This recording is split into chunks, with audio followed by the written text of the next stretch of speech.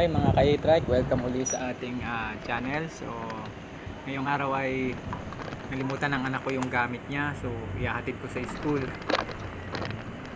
Samahan niyo ako kung magkano naman ang matitipid natin ngayong araw na to. Ngayon ay kainitan, tanghaling tapat.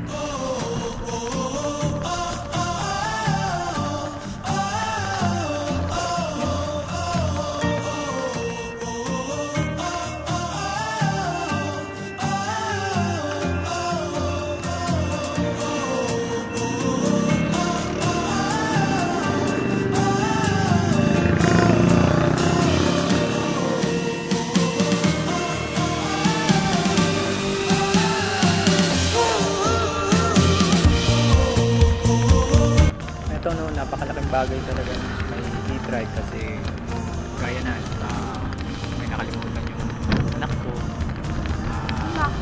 Ano ba naman yan?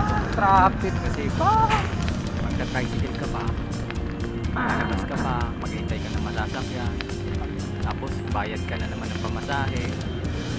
Kaya ang pagpunta sa school ng anak ko ay tanghaling tapat, traffic. Tapos babalik ka pa, di 60 pesos agad yun. So napakalaking bagay. Ang bilis mo pa makakarating sa pupunta mo kasi dire-diretso ka lang. Hindi rin naman nakakapagod mag-drive kasi parang laruan lang. Okay. So ayan, kainitang tapat. Pasensya na pala sa camera ko kasi malikot. Hindi pala maganda yung pagkakalagay ko ng tripod. Magalaw siya.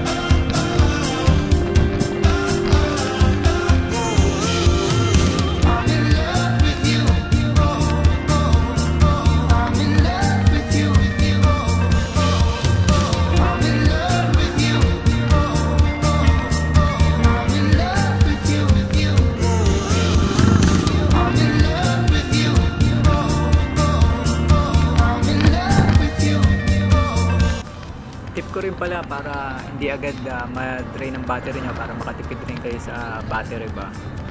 Huwag nyong bibiglain yung agos sa silinyador kasi pag binigla nyo mabilis nga.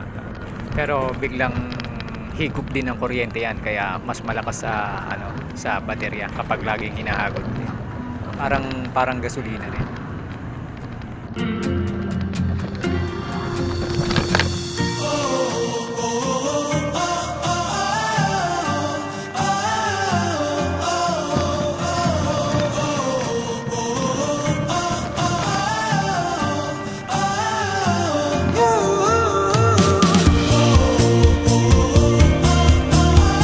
Napansin ko lang no, itong kuda na to sa kanan natin, ito mabenta to, ang daming nagamit na. So comment naman yung may mga ganan dyan kung kamusta ba ang performance ng ganong kuda.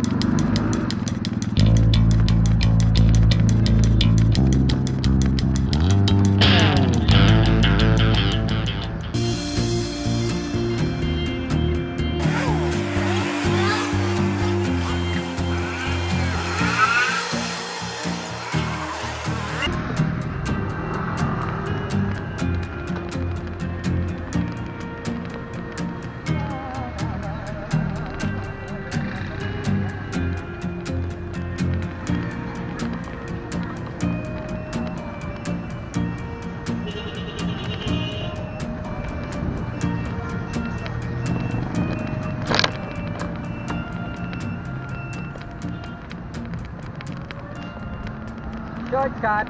Short cut tayo.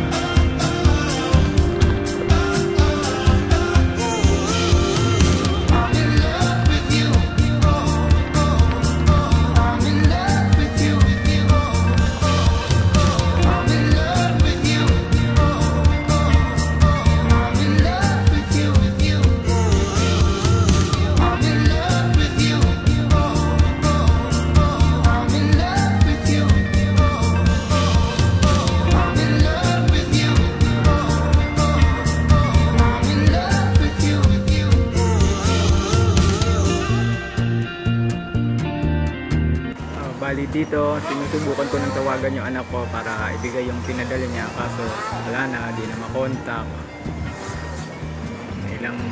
Ilang minuto rin akong naghintay, so wala, hindi na makontak.